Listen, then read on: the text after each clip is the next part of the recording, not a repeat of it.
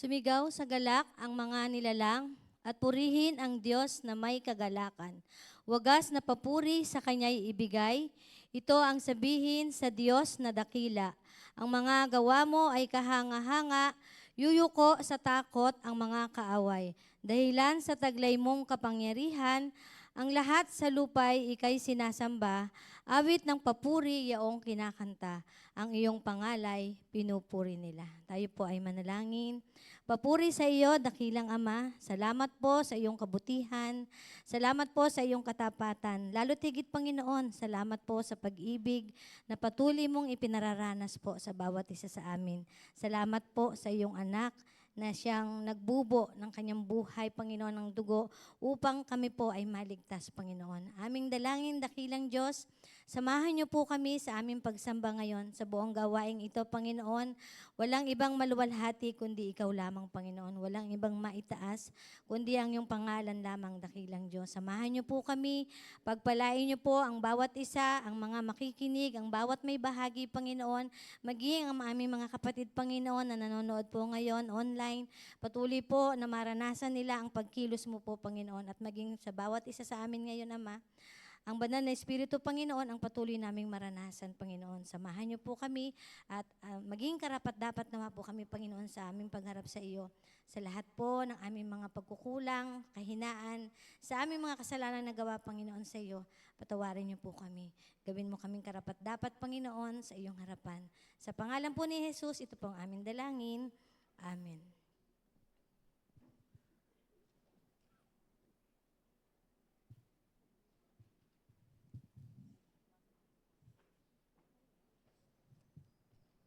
Tinatawagan po natin ang praise team para po sa pagpapaawit po.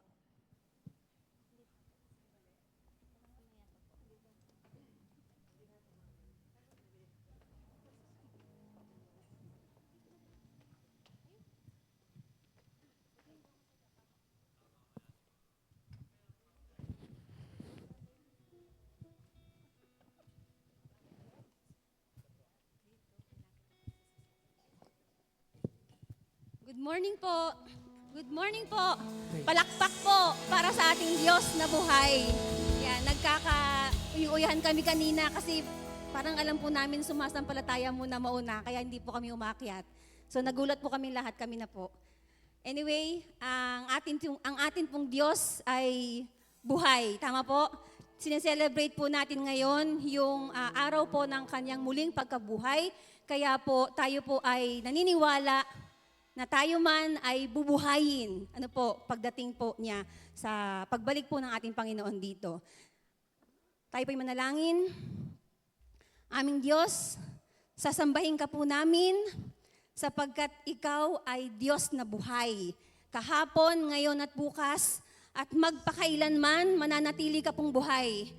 Patuloy po ang aming pananampalataya at pasasalamat, pagpupuri at pagdakila sa nag-iisang pangalan mo.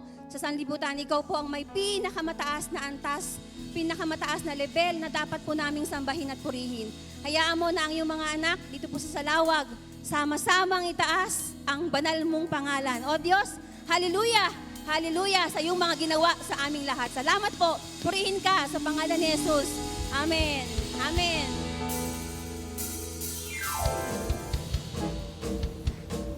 Tayo po ay magagalak dahil ang ating Diyos ay buhay. Sasambahin natin siya sa kanyang mga kahanga-hangang ginawa sa atin.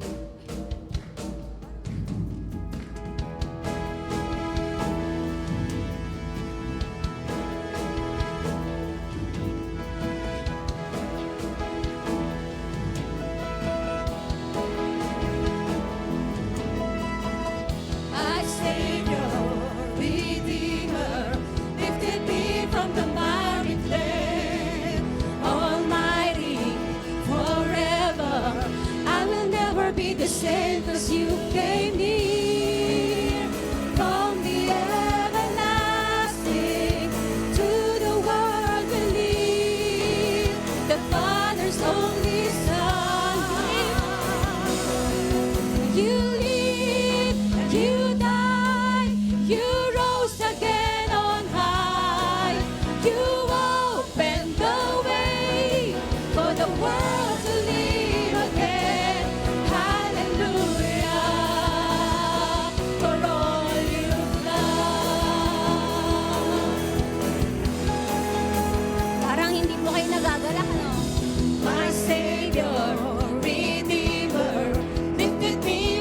miry clay.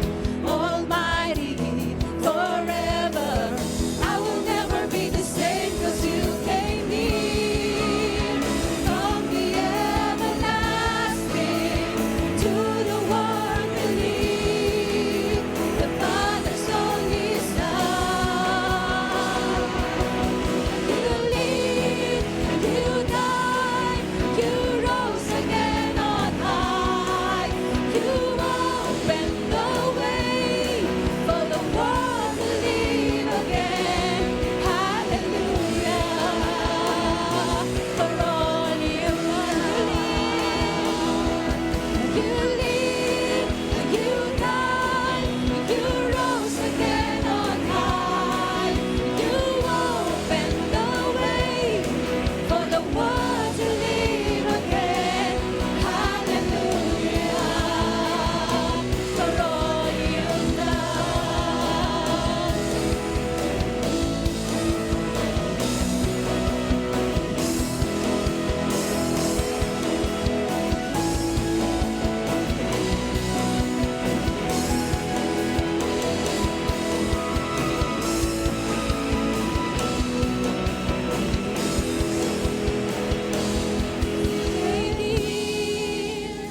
From the everlasting to the world believe, the Father's only Son. 'Cause you came here, 'cause you came here. From the everlasting to the world believe, the Father's only Son. You live, you died, you rose again on high. You opened the way for the world to live again. Hallelujah, for all you've done. You live and you died, you rose again on high. You opened the way for the world to live again. Hallelujah, for all you've done. Hallelujah, hallelujah, for all you've done. Hallelujah, for all you've done. My Redeemer lives, my Redeemer lives, my Redeemer lives, my Redeemer lives. You live for purpose, I'll rise with you. I'm dancing on this mountain top to see your kingdom come. My Redeemer lives, my Redeemer lives, my Redeemer lives, my Redeemer lives, my Redeemer lives, my Redeemer lives, my Redeemer lives, my Redeemer lives, my Redeemer lives, my Redeemer lives, my Redeemer lives, my Redeemer lives.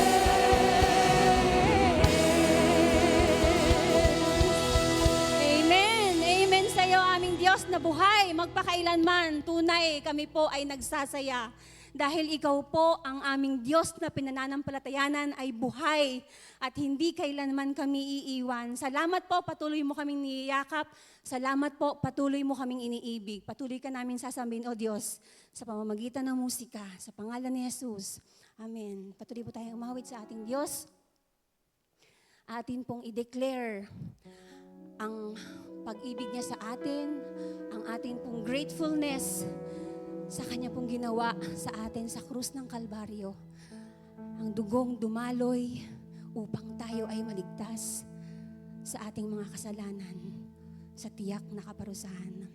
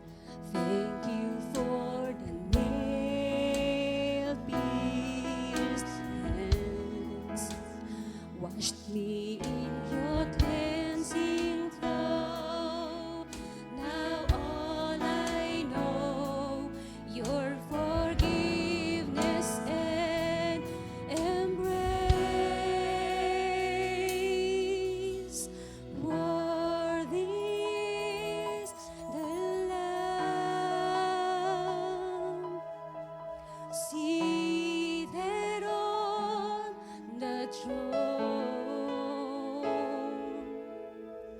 Crown you now with many crowns. You reign victorious.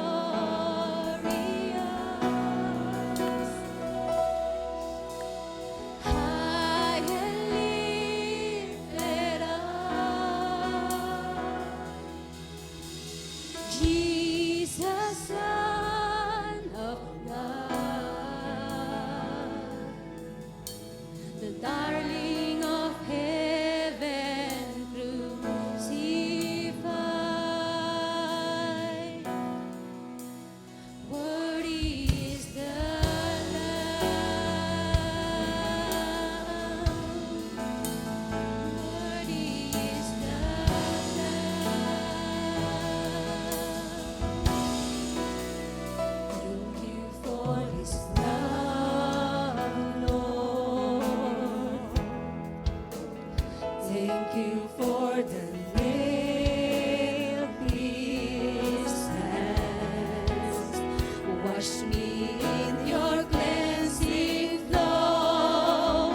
Now all I know, your forgiveness and embrace. Worthy is the Lamb.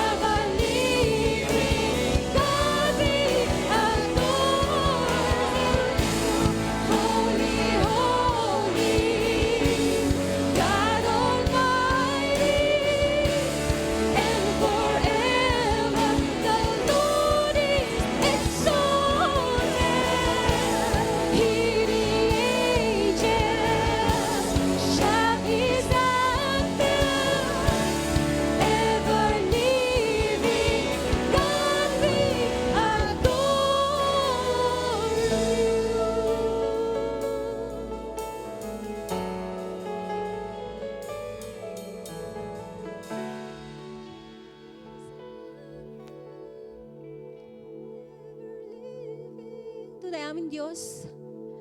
Diyos na buhay noon, ngayon at magpakailanman, itataas po namin ang pangalan mo, sasambahin po namin ang pangalan mo dahil ikaw lamang ang Diyos na umibig sa amin, anuman po ang aming kalalagayan, anuman ang aming background, tinanggap mo kami buong buo, niyakap mo kami, Panginoon. Kaya wala po kaming ibang dapat sambahin kundi ikaw lang aming Ama. Purihin ka po, palakpakan po natin ang Diyos sa pangalan ni Jesus. Amen.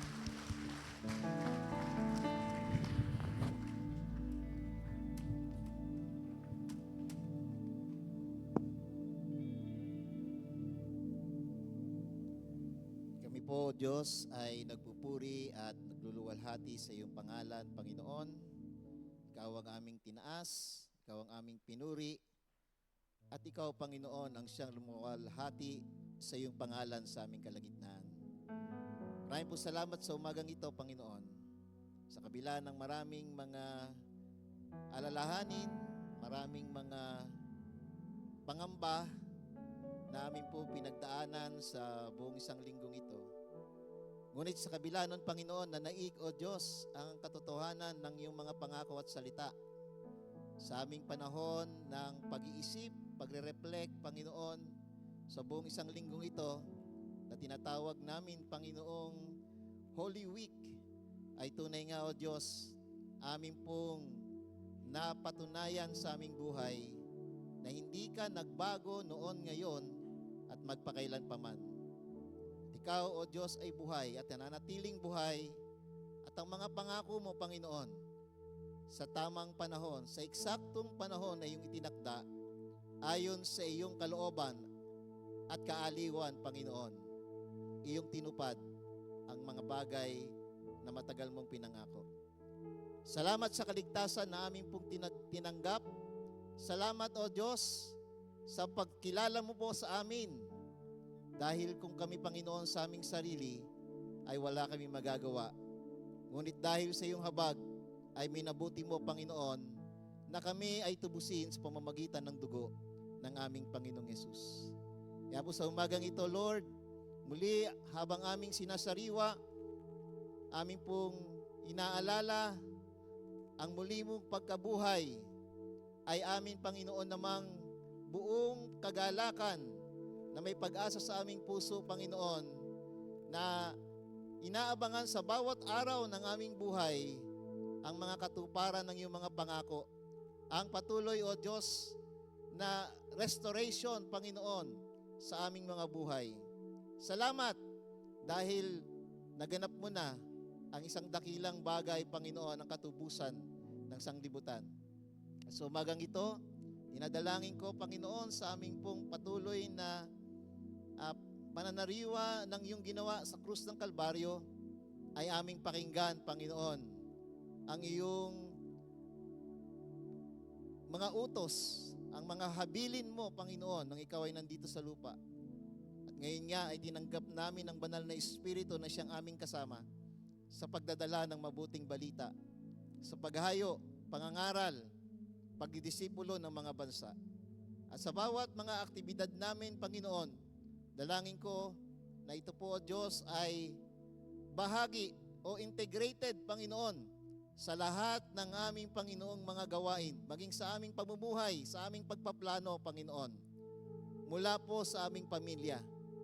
Hiniling ko, O Diyos, na patuloy mong pagpalain ang buong sambahayan namin, Panginoon, na sa amin pa lamang magsisimula, Panginoon, ang pagsasagawa ng pagdidisipulo, na sa bawat araw ng aming buhay, Panginoon, ay lagi naming ituon, O Diyos, ang aming mga isipan, that we are not just Christian, but we are your disciples.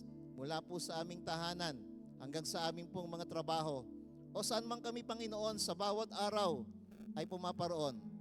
Dalangin ko, Diyos, ang bawat isa sa amin ay tataglayin namin at dadalhin namin, Panginoon, ang katotohanan that we are your disciples.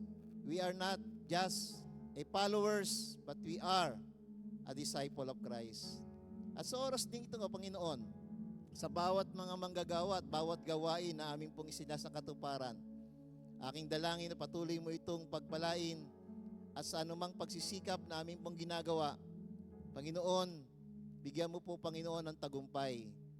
Dahil wala po kami, Panginoong, magagawa kung wala ang iyong pagpapala. At nagtitiwala kami, O Diyos, sa aming mga ginagawa, sa aming mga tungkuling ginagampanan, Panginoon. Ikaw ang siyang nagbibigay ng bunga nito. Bagamat sa panahon na kami, Panginoon, ay nag-iisip kung nagiging mabunga nga ba o makabuluhan pa ba ang aming pagpapatuloy sa paglilingkod. Ngunit sinabi mo sa iyong salita, Panginoon, kung aming dadalhin ang iyong salita, ipangangaral ito, Panginoon, sasamahan mo kami hanggang sa dulo ng panahon.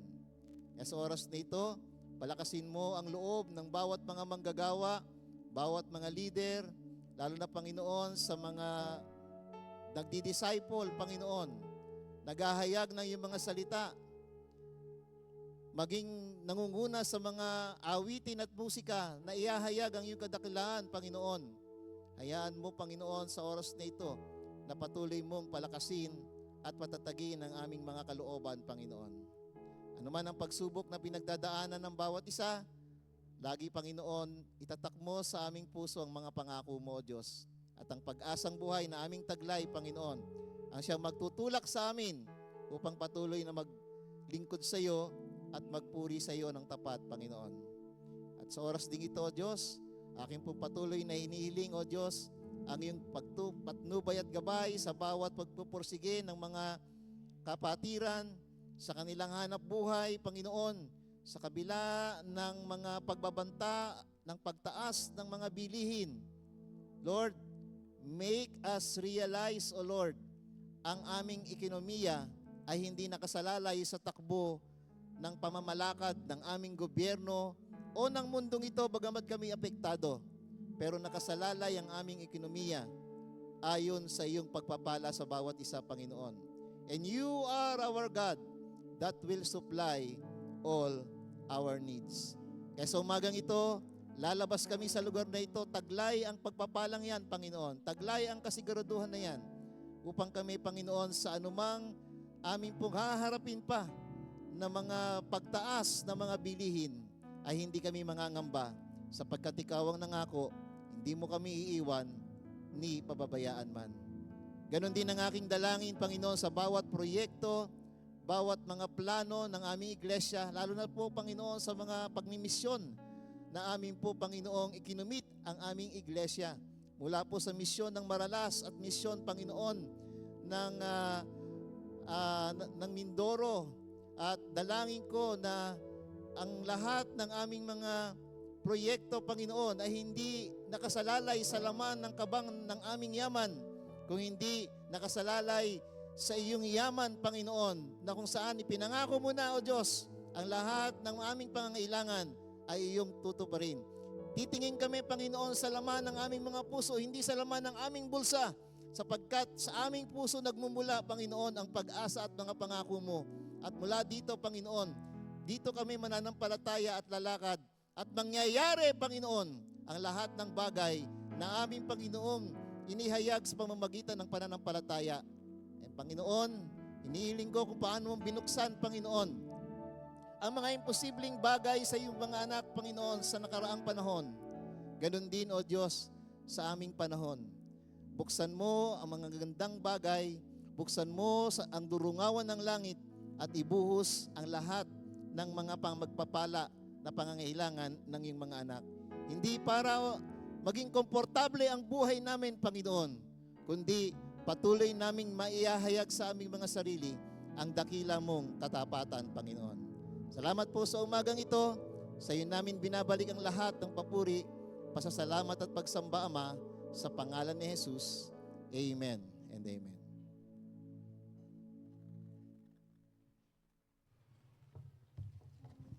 Tumayo po tayong lahat at sabay-sabay po natin sambitin ang sumasampalataya. Sumasampalataya ako sa banal na kasulatan, ang kinasihang salita ng Diyos, walang kamalian at natatanging batayan ng aking pananampalataya. Ito'y binubuo ng 39 na mga aklat sa lumang tipan at 27 mga aklat sa bagong tipan. Sumasampalataya ako sa isang Diyos na may 3 persona, Diyos Ama, Diyos Anak, at Diyos Espiritu Santo, magkakapantay sa kadakilaan, kapangyarihan at pagkawalang hanggan.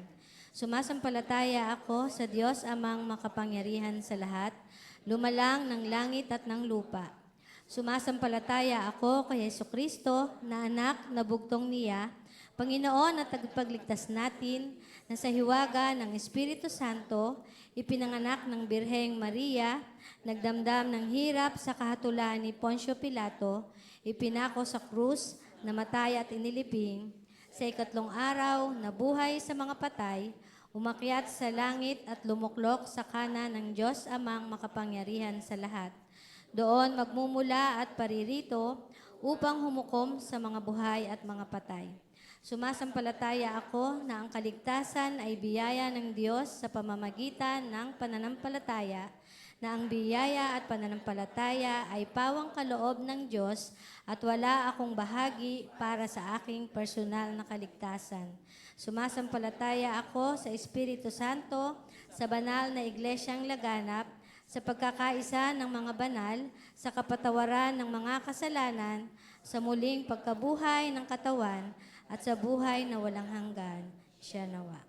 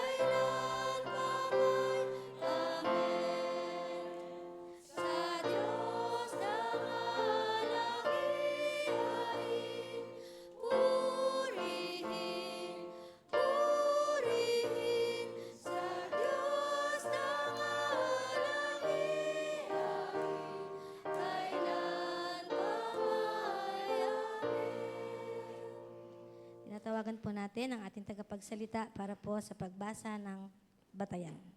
Sige po, kung meron po kayong mga Biblia, makibukas po kayo sa akin sa Mateo chapter 28, verse 5 to 6. Mateo 28, verse 5 to 6. Ngunit sinabi na anghel sa mga babae, huwag kayong matakot. Alam kong hinahanap ninyo si Jesus na ipinako sa krus. Wala na siya rito, sapagkat siya ay muling nabuhay gaya ng kanyang sinabi. Halika kayo at tignan ninyo ang hinimlayan niya. Papuri po sa Diyos sa pagkabasa ng kanyang salita.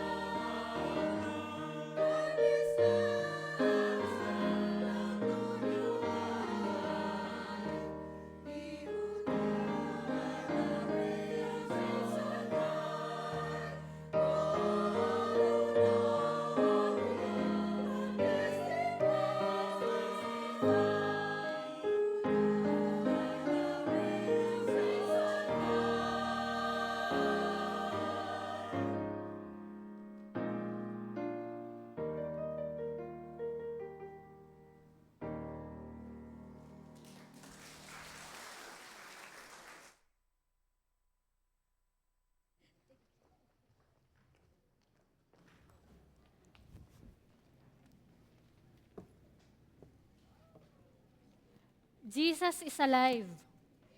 Amen. Kala ko po may natutulog na eh. Okay po.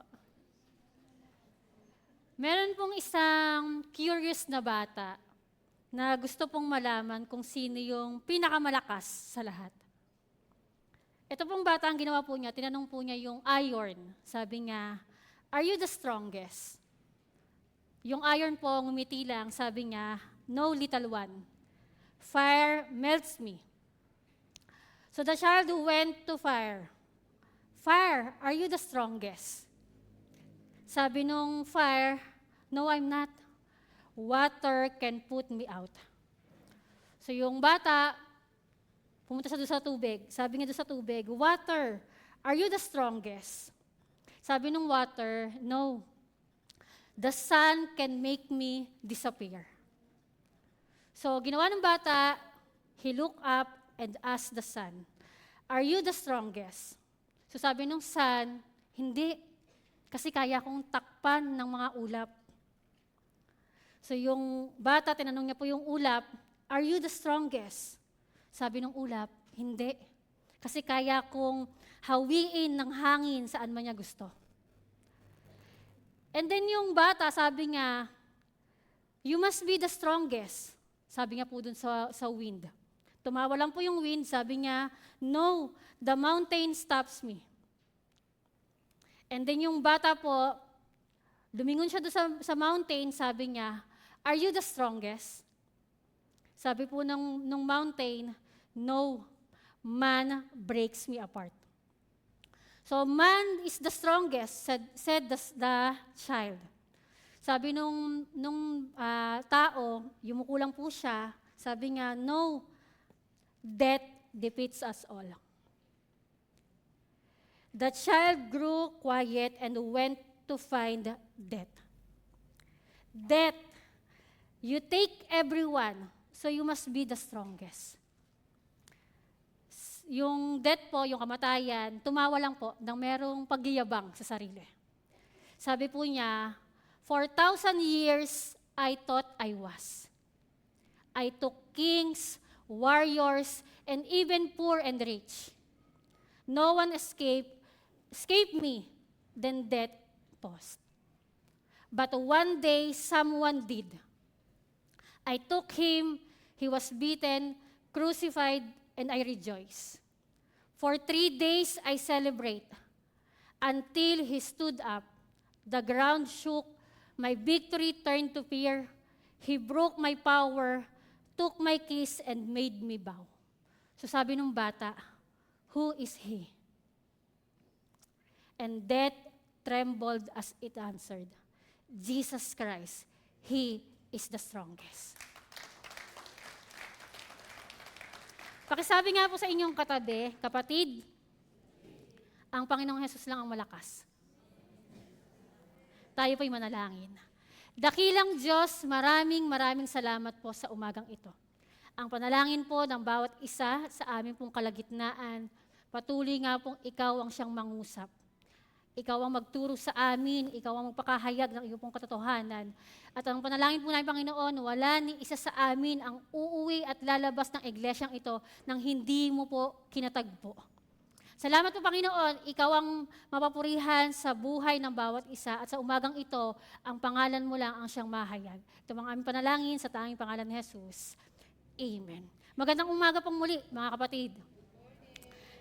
Sa araw pong ito ay meron po tayong mahalagang bagay or inaalala. Tama po ba? Hindi ito isang ordinaryong umaga lang o isang ordinaryong araw lang. Ito po ang umagang nagbago sa kasaysayan. Ito ang umagang nagdala ng liwanag mula sa kadiliman. Umagang nagpatunay na ang kamatayan ay hindi ang katapusan. Noong unang umaga, habang madilim pa ang paligid, may mga babaeng pumunta sa libingan. May dala silang lungkot, takot at magdadalamhati sa kanilang mga puso. At ang inaasahan po nila ay isang patay na katawan, pero ang natagpuan nila ay isang walang lamang libingan. At doon narinig nila ang mga salitang yumanig sa buong mundo. Sabi po sa Mateo chapter 28 verse 6, "He is not here, for He has risen. as he said, "Come and see the place where he was lying." Sa Tagalog po sabi doon, wala na siya rito sapagkat siya'y muling nabuhay gaya ng kanyang sinabi. Halika kayo, tignan ninyo ang hinimlayan niya. So sa umaga pong ito, ating pong tatalakayin, the tomb is empty, living out the truth of Christ's resurrection. Kanina po, meron na po bang sumama doon sa gawain sa silang? Meron po. No, kanina yung mga sumama doon sa silang, may mga nagsasabi na po sa akin na, Jack, medyo laksan-laksan mo, minsan gulatin mo kami para magising-gising kami. No po. So sa umaga pong ito, mga kapatid, ang muling pagkabuhay ni Jesus ay hindi lang po isang kwento. Ito ay isang katotohanan na nagbibigay buhay, pag-asa at tagumpay. Ngayong umaga po, hindi na po ang tanong natin dapat ay, Jack, ano yung nangyari noon? Kasi alam ko po na alam na po natin kung ano yung nangyari before. Maaaring ilang beses na po natin narinig ito. Maraming beses na tayo nakapakinig ng mensahe patungkol sa resurrection ni Christ. Ngunit ngayong umaga po, ang mahalagang tanong na dapat po nating masagot ay kung ano ang magiging tugon natin sa muling nabuhay na Kristo. Dahil ang parehong Jesus na bumangon mula sa libingan ay siya ring nag-aanyaya sa atin ngayon mula sa kadiliman tungo sa liwanag, mula sa takot tungo sa pananampalataya, at mula sa kamatayan tungo sa buhay na walang hanggan. Ano na ang naging tugon mo? O magiging tugon mo ngayon sa nabuhay na Kristo noon na nanatiling buhay hanggang sa ngayon? Meron na po bang nabago? O baka meron na pong dapat mabago? Taon-taon, sineselebrate natin or inaalala natin yung muling pagkabuhay ni Jesus. After nitong Sunday na to, bukas, ano na yung mangyayari? Meron bang mababago? Or dadating ulit sa next year, alalahan natin siya ulit. Pero same pa din, walang nabago. Sa umaga pong ito, ating pong sama-samang pag-aralan at pagbulay-bulayan, what significant truths does the empty tomb reveal?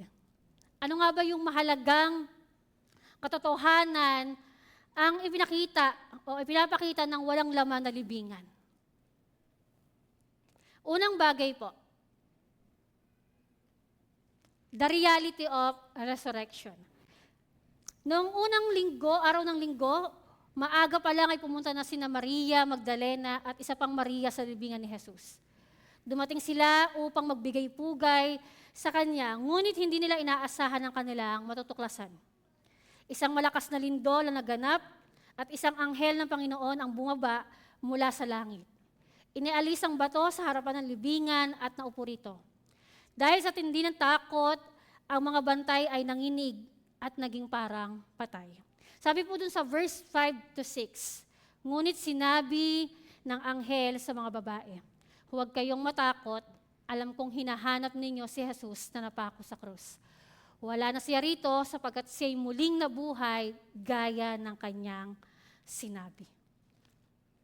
Tanong lang po, bago po tayo magpatuloy. Why was the stone rolled away when Jesus was rose again from the dead? Bakit po yung bato ay iginulong, inialis? Di ba po kasi sabi doon sa talata, nakatakip yung yung libingan, mayroong pong batong nakatakip. Tapos ginawa doon ng anghel ay inialis niya. Sa tingin niyo po, bakit po inialis yung bato na nakatakip? Kasi Jack, kung hindi inalis yung, or hindi iginulong yung bato na nakatakip sa libingan ni Jesus, hindi makakalabas si Jesus. Yun po ba yun? Kasi nakasarado yung entrance, hindi makakalabas si Jesus. Sa entrance po ba lumalabas? Sa exit. Yun po ba yung dahilan? Bakit iginulong, bakit inialis yung bato? Para makalabas si Jesus? Yung dahilan po, sabi po doon, sige po, paki-next po. The stone was rolled away, not to let Jesus out. For his resurrected body could pass through walls and doors. Tama po, di ba? Iginulong, inialis yung takip, hindi para makalabas si Jesus. Kasi kayang lumabas si Jesus doon, kahit pa nakasarado yung libingan na yon. Inialis yung takip, sabi doon, to let us in. So we could see that the tomb is empty. The work is finished, He is alive. So ibig sabihin, inialis yung bato na nakatakip doon sa libingan ni Jesus, hindi para makalabas si Jesus, kundi para yung nasa labas, makapasok, makita na yung libingan wala ng laman. At malaman nila na si Jesus ay muli nang nabuhay. Kasi paano nila malalaman na wala si Jesus doon kung nakatakip yung libingan? So ang dahilan kung bakit inialis yung bato ay para yung nasa labas ay makapasok at makita nila na wala na si Jesus doon. Ito po yung patunay na hindi na natili si Jesus sa libingan. Marami ang nagtangkang pasinungalingan ang kanyang muling pagkabuhay, ngunit walang makapagbigay ng ebidensyang magpapakita na yung katawan ni Jesus na natili doon sa libingan. Walang katawang natagpuan, walang libingan na pwedeng ipagdiwang bilang kanyang huling hantungan, sapagkat siya'y tunay na nabuhay na mag-uli. Amen po ba? Ang muling pagkabuhay ni Jesus ay nagpapatunay na siya po ay tunay na anak ng Diyos. Sabi nga sa Roma 1:4, at ipinahayag ng may kapangyarihan bilang anak ng Diyos ayon sa Espiritu ng kabanalan sa pamamagitan ng pagkabuhay na mag-uli mula sa mga patay. Meron po bang kaya pang mabuhay na mag-uli bukod kay Jesus? Yung muling pagkabuhay ni Jesus nagpapatunay na tinalo na niya yung kasalanan at kamatayan. Sabi nga po sa unang Korinto, chapter 15, verse 55, nasaan o kamatayan ang iyong tagumpay? Nasaan o kamatayan ang iyong kamandag? Di ba katulad mo nung illustration ko kanina, yung bata, nung tinanong niya yung death, sabi nung death, sa mahabang panahon, akala ko ako yung pinakamalakas. Sabi nga, for 3 days, nag-celebrate ako. Pero isang araw, no, biglang merong taong nagpatunay na hindi pala ako yung malakas. Dahil sa kanyang muling pagkabuhay, nasira na ang kapangyarihan ng kamatayan. Wala na itong huling salita sa atin. Pero maraming tao takot sa kamatayan. At dahil din po sa muling pagkabuhay ni Jesus, pinatunayan niya na tinutupad ng Diyos ang kanyang mga pangako. Lahat ng sinabi ng Diyos mula sa Biblia patungkol doon sa Mesiyas, doon sa tagapagligtas, lahat po ng ito ay natupad kay Jesus. At kung babalikan po natin yung sinabi sa John chapter 20, verse 1 to 9, lalo na po yung verse 5 to 7, meron po tayo diyang matututunan na pinaka-importanteng bagay patungkol po sa resurrection ni Jesus. Sige po, paki-next nga po yung yan. Sabi po dun sa verse, nais ko po muna basahin. John chapter 20, verse 5, 6 to 7. Sabi po doon, yumuko ito at sumilip sa loob ng libingan, ngunit hindi pumasok. Nakita niya nakalagay doon ang mga kayong lino. Nang dumating si Simon Pedro, tuloy-tuloy itong pumasok sa libingan at nakita nito ang mga kayong lino. 7, at ang panyong ibinalot sa ulo ni Jesus. Ang panyo ay hindi kasama ng mga kayong lino. Ito'y hiwalay na nakatiklop sa isang tabi. Doon po sa verse 5, ang sabi po doon, meron pong isang alagad na sumilip doon sa libingan. Nakita niya po yung kayong lino. Ito po ay si John the Beloved. Hindi siya pumasok. Pagdating ni Simon Pedro, tuloy-tuloy ito doon sa libingan. At same din po, sabi doon, nakita niya yung kayong lino na nandun sa loob ng libingan. Nakita din po niya yung panyong ibinalot sa ulo ni Jesus. Po? Sabi po doon sa verse 7, nakita ni Simon Pedro yung panyong inilagay o ibinalot sa ulo ni Jesus. hindi ito kasama ng mga kayong lino, kundi hiwalay na nakatiklop sa isang tabi. Ulitin ko po, nakatiklop sa isang tabi. Yan po. Ito yung kayong lino, tapos meron pong yung panyo na ibinalot sa ulo ni Jesus, nakatupi, nakatiklop dun sa isang tabi. Imagine, tiniklop pa ni Jesus to.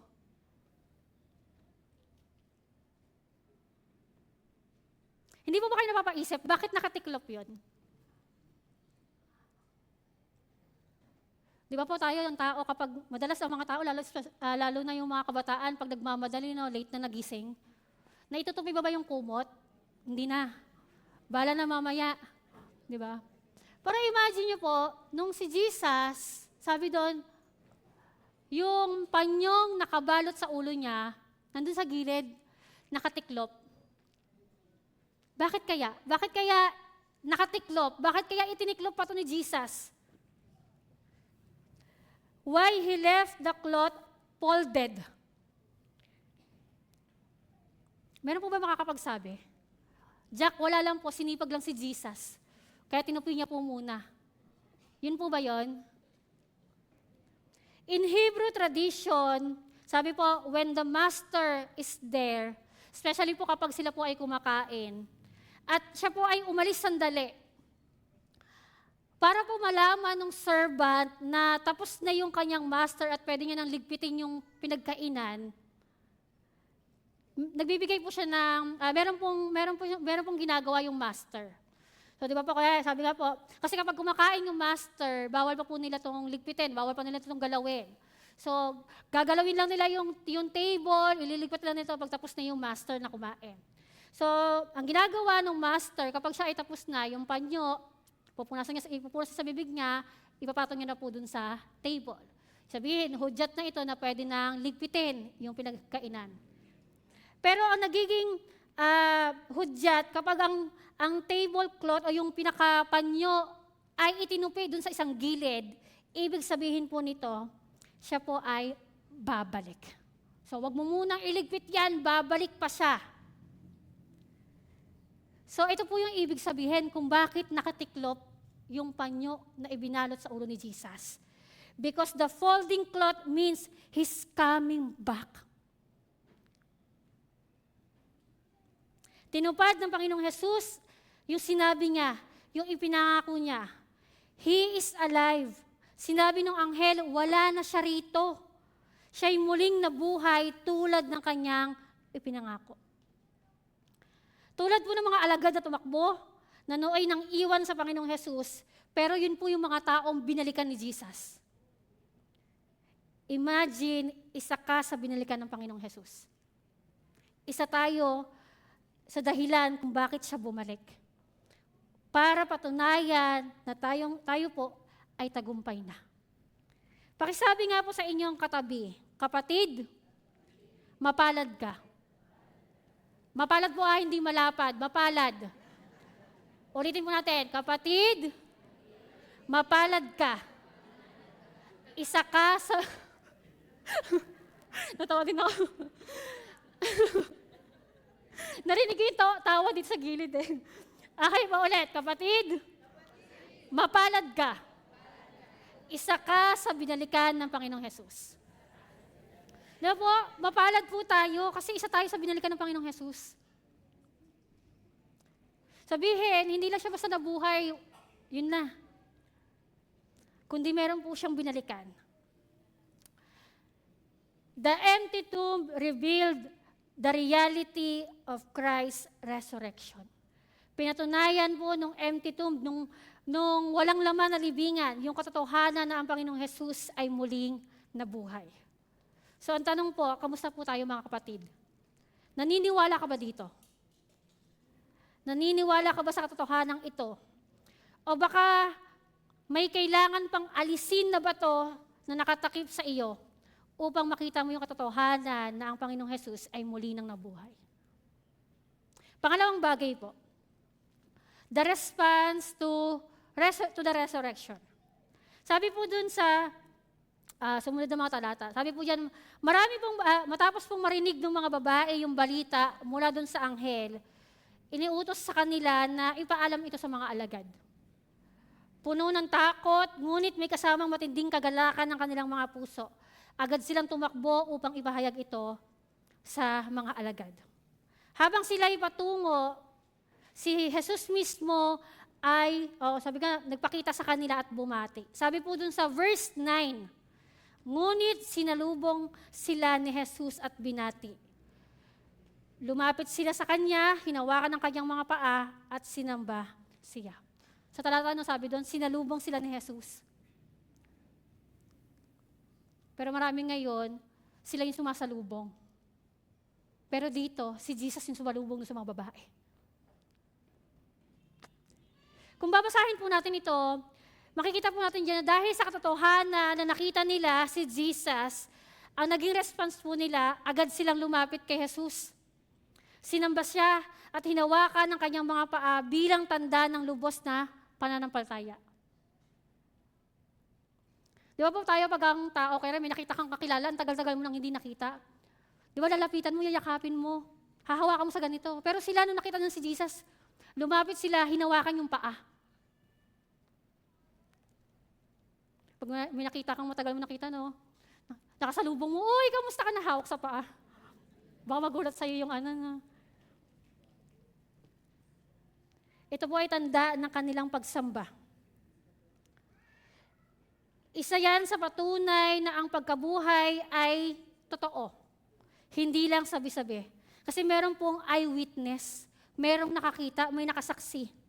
At kung ating pong titignan yung sa unang Korinto chapter 13, no po, verse 3 to 8, malinaw pong sinasabi niya na mahigit 500 katao pa yung nakakita kay Jesus matapos po siyang mabuhay na mag-uli. At marami sa kanila ang nabuhay pa na matagal upang magpatotoo. Meron pong isang dating atheist at journalist na nagsusuri po ng mga ebidensya. Sabi po niya, the resurrection of Jesus is one of the best attested event in the ancient history. Para po sa kanya, yung dami ng mga saksi at pagiging consistent na kanila pong testimonya ay nagbibigay po ng matibay na ebidensya na totoong nangyari, totoong nabuhay si Jesus. Po? Sabi nung atheist na ito, yung dami ng mga nagpatotoo, yung pagiging consistent no kanilang sinasabi, sapat ng dahilan para maniwalang totoo na nabuhay na muli si Jesus. Kasi ngayon po, diba, para ba sinasabi nga na kapag tinanong mo itong witness na to, tinanong mo siya ngayon, ito yung sasabihin nga. Sa susunod, pag tinanong mo siya ulit, ito ulit yung sasabihin nga. Pero ngayon, kapag yung tao tinanong mo ngayon, bukas iba na yung sinasabi. Bukas iba na ulit. Sa susunod na araw, meron ng dagdag. Sa susunod na araw, meron ng bawas. Binigyan din niya na hindi lang saksi ang basihan, kundi pati, sabi nga po yung empty tomb, yung walang lamang libingan. Yung repeated appearance of Jesus. Maraming beses na nagpakita muli si Jesus sa mga tao. Yung appearance niya doon ay nagpapakita po na siya ay tunay na nabuhay na muli. At higit sa lahat, isa pa pong basihan na tunay na nabuhay na muli si Jesus, yung radical transformation po doon sa mga disciples. From being fearful men to bold witnesses who are willing to die for their faith. Tandaan niyo po, nung namatay si Jesus, ano po yung naging reaction ng mga disipulo? Matapang po ba? Sinabi po ba, sige, kami naman yung ipako mo. Ayun po ba yung sinabi nila? Hindi, di ba? Nung namatay si Jesus, anong ginawa nila? Nagtago, nagkulong sa bahay. Sabi dun sa mga talata, nakapinid yung pintuan, pati mga bintana. Kasi natatakot sila na anytime pwedeng sila naman yung patayin.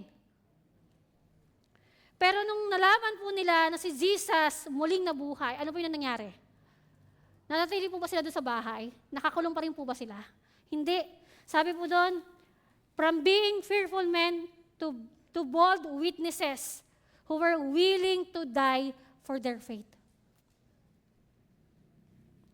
Ang resurrection ni Jesus, hindi lang po isang paniniwala. Ito po ay pinatunayan ng mga nakakita, nagpatotoo at handang magdusa para dito. Maraming apostol ang namatay dahil sa kanilang paninindigan. Kung ito ay kasinungalingan lang, maaaring yung mga disciple po umatras na. Pero hindi po yun nangyari. Makikita po natin dito yung dalawang posibleng tugon sa mensahe ng muling pagkabuhay ni Jesus. Una, pananampalataya at pagsamba. Katulad po ng mga babae, nung nakita po nila si Jesus, ano po yung naging tugon nila? Ito po yung tamang tugon dun sa muling pagkabuhay ni Jesus. Buong pusong pagsamba at pagpapasakop sa Kanya bilang Panginoon at tagapagligtas. Pangalawa, pagkawalang bahala o pagtanggi. Ito po yung isa sa nakakalungkot na katotohanan na hanggang sa ngayon, hindi lahat ay tumutugon na may pananampalataya. Some remain stubborn and hard-hearted. Bakit hanggang ngayon wala pa rin si Jesus, hindi pa bumabalik? Kasi marami pang tao yung hindi kumikilala sa Kanya. Maraming tao pa rin yung hindi nakakapakinig ng mensahe ng salita ng Diyos. Itinatanggi pa rin yung katotohanan na si Jesus ay muling nabuhay. The empty tomb revealed the right response to Christ's resurrection. Kaya ang tanong po sa atin, kamusta po tayo mga kapatid? Malinaw o naniniwala ba tayo na si Kristo ang Panginoon at tagapagligtas? O nananatili po tayong may pag-aalinlangan? Nananatili tayo na matigas pa rin yung puso? Huling bagay po na nais ko pong ibahagi sa inyo sa umagang ito. The rejection of the resurrection. Sabi po dun sa verse 13 to 15, at ang mga ito ay inutusan nila ng ganito ang ipamalita. Habang natutulog kami kagabi, dumating ang mga alagad ni Jesus at ninakaw ang kanyang bangkay. Sige po. Sinabi pa nila, huwag kayong mag-alala kung makarating man ito sa mga gobernador. Kami ang bahala sa inyo. Tinanggap ng mga bantay ang suhol at ganun nga ang kanilang ginawa. Kaya magpahanggang ngayon, ito pa rin ang ipinamamalita sa mga Hudyo. Tingnan po natin, kanina, yung mga alagad, nung sinabi sa kanila ng anghel na nabuhay na si Jesus, lumakad na kayo, ipamalita nyo doon sa mga alagad. Umuwi agad yung mga alagad. Di ba po? Pero dito, sabi po dito, yung mga bantay dun sa libingan, ang ginawa po nila, nagtungo po sila sa mga punong saserdote upang ipaalam yung nangyari. Sa halip na tanggapin ang katotohanan, ang mga pinuno ng relihiyon ay nagplano ng isang kasinungalingan upang itago ang katotohanan. Binigyan nila ng malaking halaga ang mga bantay at inutusan sila na ganito po yung ipamalita. Ninakaw ng mga alagad ang katawan ni Jesus habang sila'y natutulog. Paano nila nalaman? Natutulog nga sila eh. Dahil sa suhol, kumalat ang maling balita sa maraming Hudyo. Makikita po natin dito yung matinding katigasan ng puso ng tao. Kahit may ebidensya na, may mga tao pa rin patuloy na itinatanggi ang katotohanan. Sabi nga po sa John chapter 3, verse 19 to 20, ganito ang paghatol ng Diyos. Naparito sa sanlibutan ng ilaw, ngunit inibig pa ng mga tao ang dilim kaysa liwanag. Sapagkat masasama ang kanilang mga gawa. Kinasusuklaman ng mga gumagawa ng masama ang ilaw, ni hindi lumalapit dito upang hindi mahayag ang kanilang mga gawa. May malinaw na ebidensya.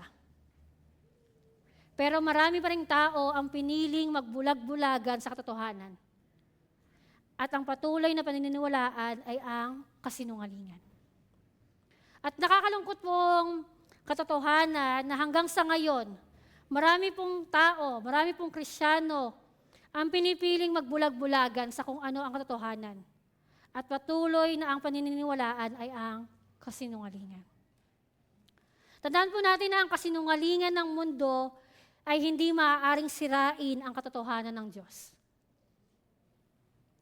kahit anong gawin ng mga kaaway ng Ebanghelyo, hindi nila kayang pigilin ang kapangyarihan ng muling pagkabuhay ni Kristo. At the end of the day, ang katotohanan pa rin yung mananaig. Tandaan din po natin na ang kasinungalingan ay pansamantala. Hindi pansamantagal, pansamantala lang. Ngunit ang katotohanan ay manatili magpakailanman. Tandaan po natin na ang pagtanggi sa muling pagkabuhay ni Jesus ay hindi lang po isang pagkakamali ng mga Hudyo noong panahon ni Jesus, kundi isang panganib na patuloy pong hinaharap ng maraming tao sa panahon natin ngayon. May mga taong pinipili ang kasinungalingan kaysa katotohanan. Ngunit hindi nito mababago ang katotohanan na si Jesus po ay tunay na namuhay na maguli. Kamusta po tayo? Isa po ba tayo dun sa mga taong naniniwala sa katotohanan na buhay o na nabuhay na muli si Jesus? O isa po tayo dun sa mga taong patuloy na nahihirapang maniwala sa katotohanan ito?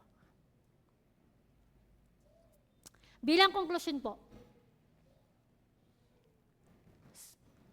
the empty tomb is not just a historical fact. It is the foundation of our faith. Because He lives, we have hope. Because He lives, we have victory. Because He lives, death is not the end. Ang tanong ngayon ay hindi patungkol sa kung totoo ba talagang muling nabuhay si Jesus. Tulad po ng sinabi ko sa inyo, totoong nabuhay si Jesus. Meron na pong sapat na ebidensya. Maraming saksi. Kaya ka nandito ngayon kasi naniniwala kang nabuhay si Jesus. Tama po ba?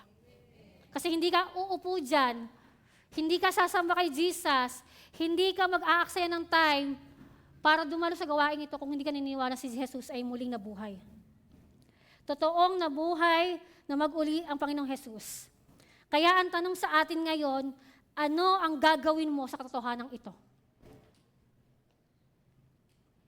Si Kristo ay nabuhay upang bigyan tayo ng bagong buhay.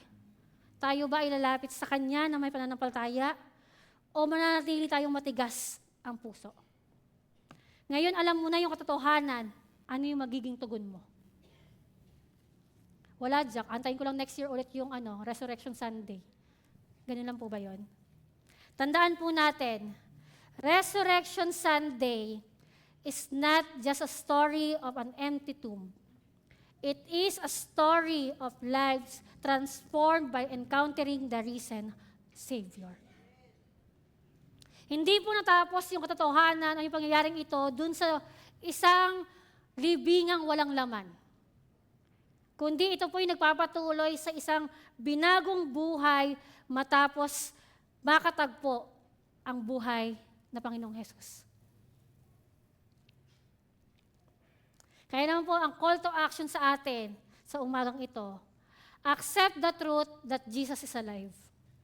Huwag ka nang magduda. Huwag ka nang mag-alinlangan pa. Nabuhay na muli si Jesus. Pangalawa, respond with faith and worship. Nabuhay na si Jesus. Uupo ka lang ba dyan? Pangatlo, share the good news of salvation with others. Bakit kapag chismis o fake news, ang bilis i-share? Pero pag gospel, kapag good news, hirap na hirap tayong i-share. Kahit ngayong isang verse, minsan, ay may verse, ang ganda nito. I-share ko ba ito sa GC o hindi? Huwag na nga lang. Tama o tinamaan tayo? Di ba po? Minsan yung fake news, napakabilis. Ibahagi. Hindi ka pa sigurado, i-share mo na sa lahat ng GC. Uy, ganito daw. Pero bakit yung good news, hirap na hirap tayong ibahagi? Pakisabi nga po sa inyong katabi, kapatid, sige po, laksan niyo po, baka tulog na po yung katabi niyo. Kapatid, kung meron ka mang dapat i-share, iyon ay hindi ang buhay ng ibang tao. kundi ang muling pagkabuhay ni Kristo. Amen po ba doon? Kaya naman po ang hamon sa atin sa umagang ito, the truth is revealed, the tomb is empty, He is alive. Walk the talk, let your life give the proof. Nawa po hindi po lilipas itong umagang ito. Itong Resurrection Sunday na ito na wala lang. Tapos next year, ganun ulit. Nawa po yung buhay natin, sabi nga dyan, walk the talk. Hayaan po natin na yung buhay po natin, makita yung katotohanan na si Jesus muling nabuhay. Tayo po'y manalangin. Dakilang Diyos, maraming salamat po sa katotohanan na ikaw po ay minsang namatay. Ipinako sa krus, inilibing. Pero salamat po sa katotohanan na ikaw po ay muling nabuhay. Bumalik para po sa iyong mga anak. Salamat po sa iyo pong dakilang pag-ibig. Salamat po sa kaligtasan na ibinigay mo sa amin. Salamat po sa katotohanan ito. At Ama, dalangin ko po na hindi ito manatili sa amin lang. Huwag namin itago yung katotohanan ito, kundi bigyan niyo po kami ng lakas ng loob. Malaking pananampalataya upang humakbang na ibahagi ang salita mo, ibahagi sa tao na ikaw ang Panginoong Jesus ay minsang nabuhay para po kami ay muling tubusin. Salamat po, sa iyo po ang papuri, pagsamba sa tanging pangalan ni Jesus. Amen. God bless po sa bawat isa sa atin.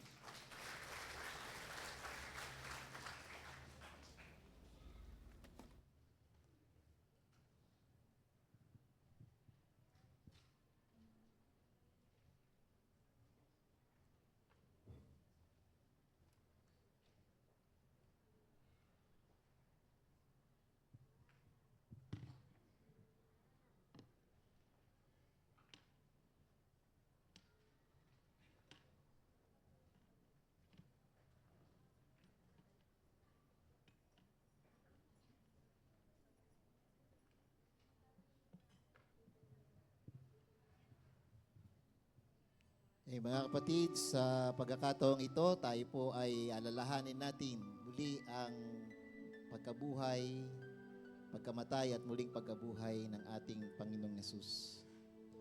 Mga minamahal, ang banal na hapunan ay isang sakramento na itinakda ng ating Panginoong Kristo ayon sa banal na kasulatan. Ito ang ginawa niya bilang pag-alaala sa kanyang na minsay binigay ni Kristo ang kanyang buhay sa krus ng Kalbaryo para sa katubusan ng ating mga kasalanan. Ayon sa 1 Corinthians chapter 11 verse 23 and 26. Ang pinakamahalagang katotohanan ng pagkakaloob na dito ay ang Panginoon ng hapag at hindi ang hapag ng Panginoon. Ito ang tanda na ang katubusan sa pamamagitan ng kamatayan ni Kristo. Ang tinapay at saro ay kalarawan at simbolo at hindi nagbabago maging tunay na katawan at dugo ni Jesus. Ang may mga karapatan lamang po na tumanggap ng bagay na ito ay yung mga taong tunay na tumanggap kay Jesus at napabautismohan sa kanya sa pamamagitan ng tubig. Kung ito po ay hindi pa natin karanasan, maaaring hindi po natin iliban natin itong pagtanggap na to.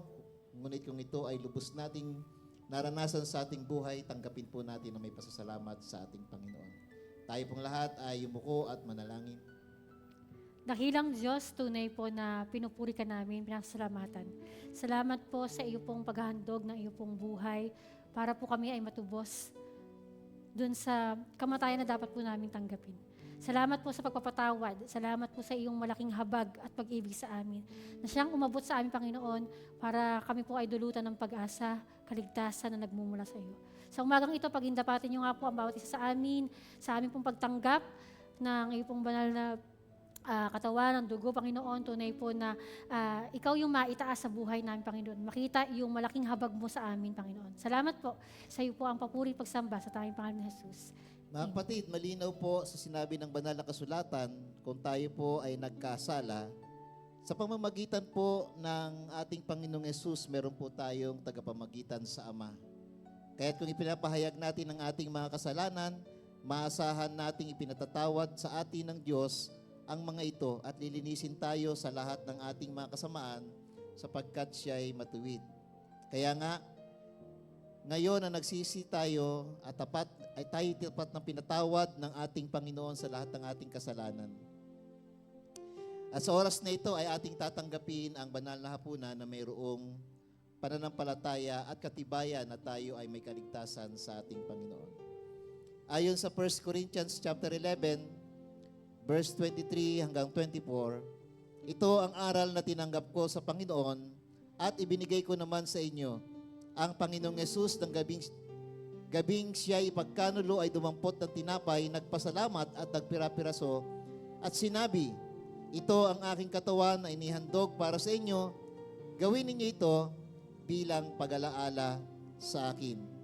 Gayun din naman, matapos maghapunan na hinawakan niya ang saro at sinabi, ang sarong ito ang bagong tipan na pinagtibay ng aking dugo. Tuwing iinumin ninyo ito, gawin ninyo ito bilang pag-alaala sa akin. Mari na po tayong makaupo sa pansamantala habang dinudulot po sa atin ang mga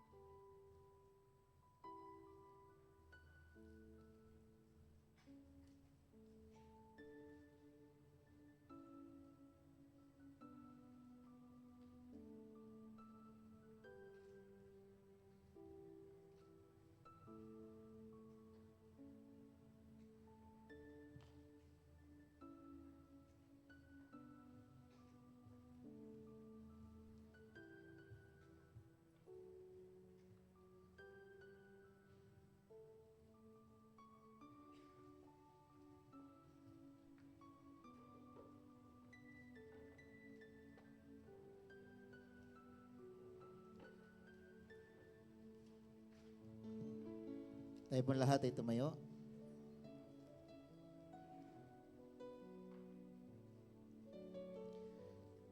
Mga kapatid, kunin at kanin ninyo ang tinapay na siyang simbolo ng katawan ng ating Panginoong Yesus na siyang tumubos ng ating mga kasalanan. Let us partake.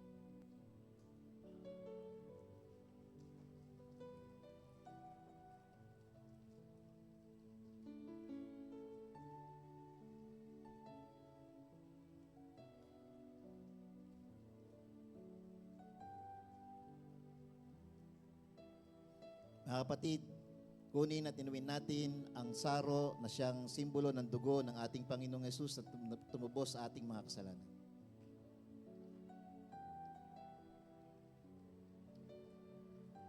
Tayo po ay manalangin na may pasasalamat sa ating Panginoon. Salamat po, O Diyos, sa biyaya at pagpapala na pinagkaloob mo sa amin sa kalinisan, kapatawaran, at kaligtasan na aming tinanggap. Dahil sa iyong katawan, kami ay natubos. Dahil sa iyong dugo, kami ay nagkaroon ng kapatawaran sa lahat ng aming kasalanan. Pinupuri ka namin at pinapasalamatan ka namin sa umaging ito sa pangalan ni Jesus. Amen. Mga kapatid, humayo po tayo na may kapayapaan.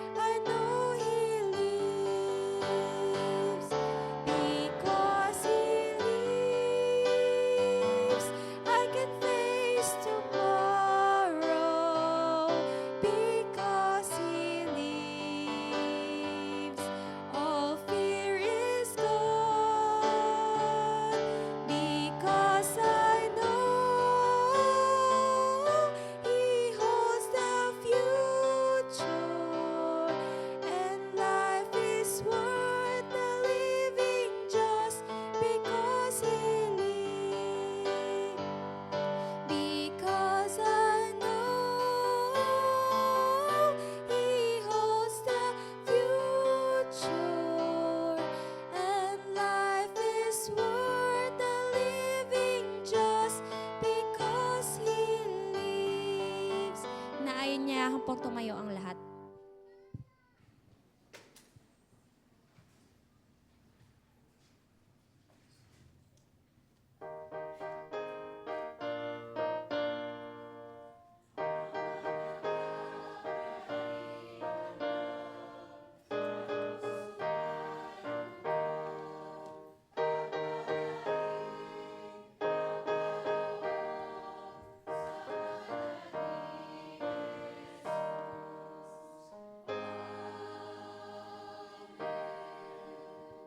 Inaanyayahan naman po sa pagkakataong ito ang lahat ng may nais ipagpasalamat, tumanggap ng mga blessings, anibersaryo ng kanilang kasal sa unahan para po tumanggap po ng basbas.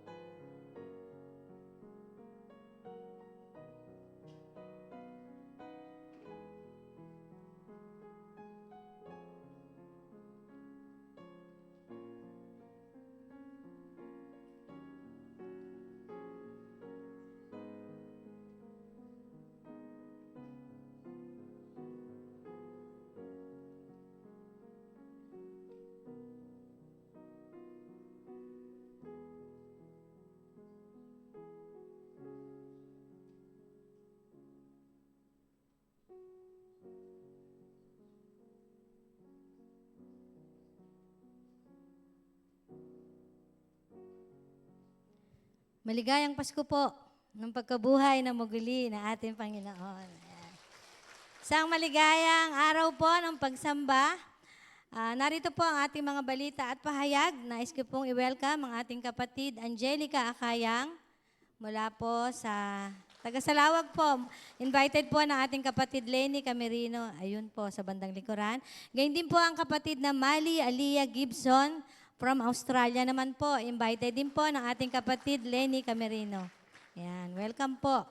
Sa lahat po ng ating mga kids at mga kapatid na nagsipagtapos o magsisipagtapos, may mga natatanging karangalan po sa anumang antas, primary to postgraduate, ang mga board passers. Tayo po ay magkakaroon ng Recognition Sunday sa darating na May 17 po. Mangyaring mag-register po o magpasa ng inyong mga details sa ating mga Sunday School officers hanggang April 17 po. Tayo po ay magsama-sama dito po sa ating iglesia sa darating na April 8, Miyerkules, para po sa ating midweek prayer meeting, alas 7 po ng gabi. Ang ating pong tagapagsalita ay ang ating kapatid, Alma Nueva. Nawa po ay amin po kayong makasama. Ang bawat isa sa atin ay patuloy pong hinihikayat at nawa ay mahamon tayo sa pag-iimbita at sabay-sabay po nating subaybayan ang ating Follow Me Cross Commitment Series sa mga susunod na linggo. This is our chance to invite our friends and family. Paalala po, wala po tayong Adult Sunday School pagkatapos po ng ating pananambahan. Maraming salamat po at patuloy po tayong pagpalain ng Panginoon.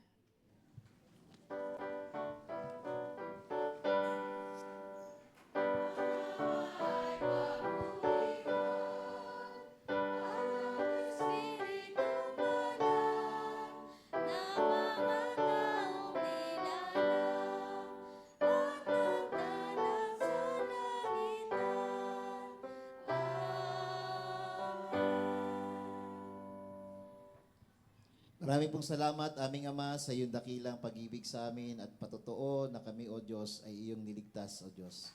Sa aming pasamantalang pag-iwahiwalay, aming po Panginoong tataglayin ng biyaya at pagpapala mo sa aming pong mga tahanan at daratnan namin, Panginoon, ng mga mahal sa buhay, puno ng pag-asa at pananampalataya at kasaganahan, Panginoon, ang aming pong maranasan sa loob ng isang linggong ito, Panginoon, ang tagumpay ni Jesus ay tagumpay ng aming buhay. Salamat po sa oras na ito sa iyong papuri, Ama, sa pangalan ng aming Panginoong Yesus.